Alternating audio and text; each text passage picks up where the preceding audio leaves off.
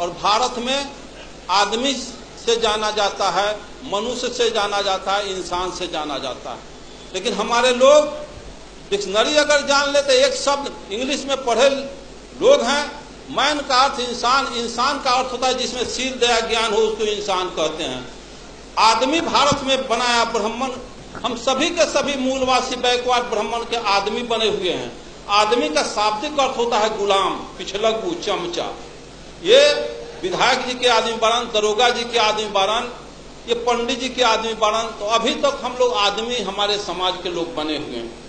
अगर आदमी नहीं बने होते तो नदी नाला, गोबर, पत्थर, मिट्टी के ढेहूर को हम देवता के रूप में नहीं स्वीकार करते।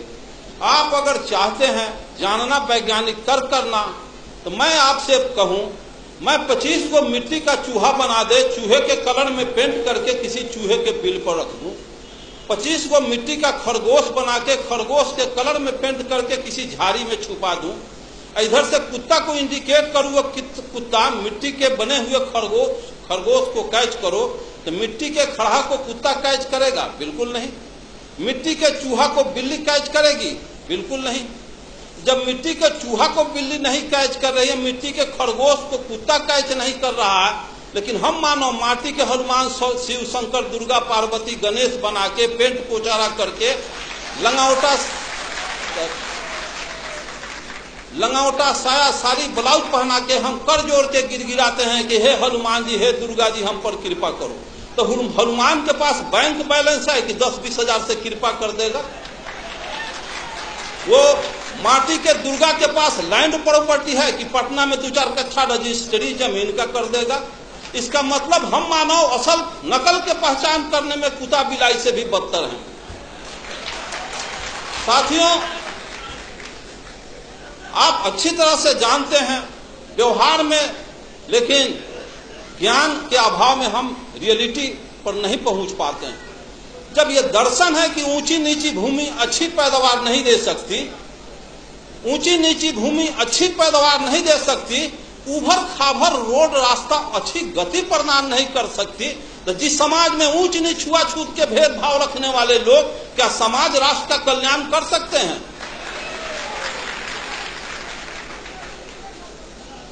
ब्राह्मणवाद का सबसे बड़ा हथियार शराब और वरदान। ऐसे क्यों हो गया? तो फलाना ऋषि का शराब था। ऐसे क्यों हो गया? तो फलाना ऋषि का वरदान था। शराब और वरदान में पूरा 90% बैकवर्ड अकंठ डूबा हुआ। मैं पूछता हूं, जिसको बाबा साहब अम्बेडकर ने कहा है कि जो कौम अपने पूर्वजों का इतिहास नहीं जानता, वो कौम अपना भविष्य निर्माण नहीं कर सकता।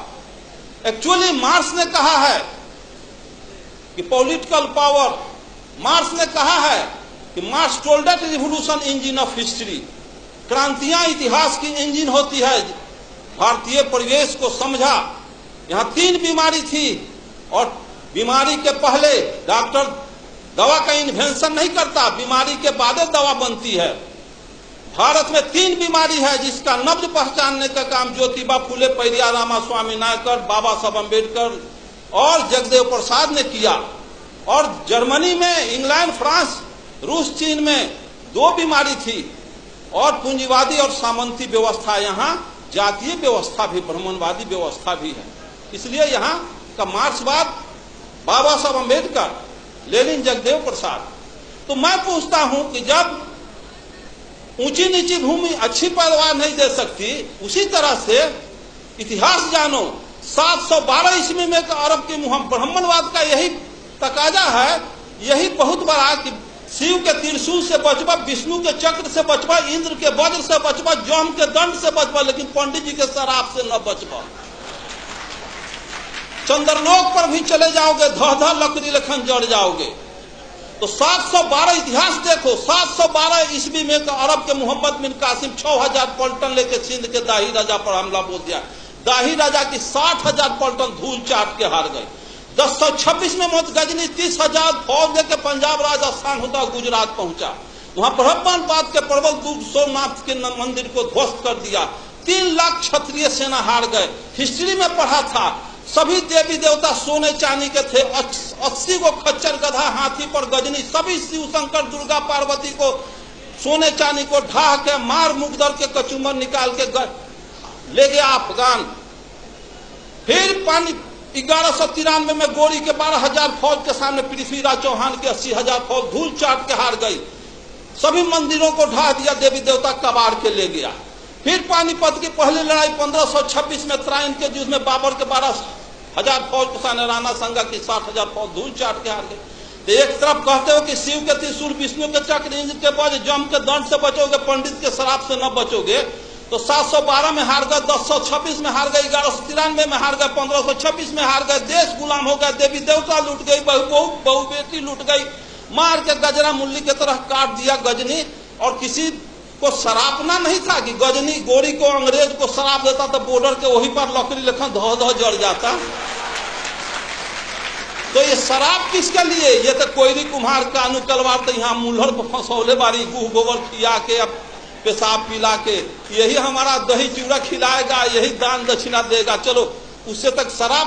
मैं पूछता हूं कि इस रास्ते से बिजली की तार गई है, इसमें करंट प्रवाहित हो तो उसको तार को छुएगा आज तो करंट आज मारेगा कि 6 महीना के बाद मारेगा?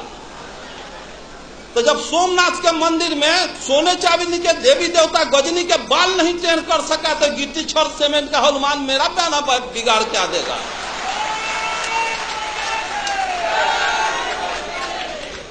और यहाँ के मूलवासियों का एक ही उपाय है, जो मेश्राम साहब का तो सुने ही और सुनेंगे।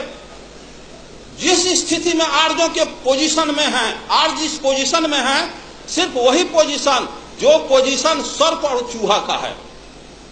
सर्प जाता है चूहे के बनाया हुआ घोंसला में, घर में, बिल में प्रवेश करता है और घरवैया को, उसके बाल बच्चा को भी खा जाता है, उसको भी खा जाता है और घरवो दखल कर लेता है। उसी तरह से यहाँ के आर्य बाहर से आया और यहाँ के मूलवासी घरवैया को खा गया, आज भी खा रहा है, घरवो दखल कर लिया। 90% बैकवर्ड गुलाम बना हुआ। इसको सोचना होगा, समझना होगा, जानना होगा। दुनिया के सारे लोग ब्राह्मणवाद के अतिक्रम को समझ गए कि यहाँ के बैकवर्ड मूलवासी अनुसूचित जाति के लोग नहीं समझे। 1945 में हिरोशिमा नागासाकी पर परमाणु बम गिरा तो ब्रिटेन के प्राइम मिनिस्टर चर्चिल का हृदय पिघल गया कि हिरोशिमा में, जापान में लाखों आदमी के निधन पर। तो इंटरनेशनल कमेंट किया चर्चिल और कहा कि हम अमेरिका को समझदार समझते थे लेकिन अमेरिका समझदार नहीं निकला। किसी राष्ट्र को बर्बाद करना था तो परमाणु बम काहे लगा गिराया? भारत से 4 गो ब्राह्मण लेकर जापान में बसा देता, उसका सर्वनाश कर देता। तो 4 ब्राह्मण किसी राष्ट्र को बर्बाद कर सकता है। और जिस देश में घरे घरे ब्राह्मण बसा, अगुआड़ा पछुआड़ा ब्राह्मण मरवा गाड़ के छोड़ जात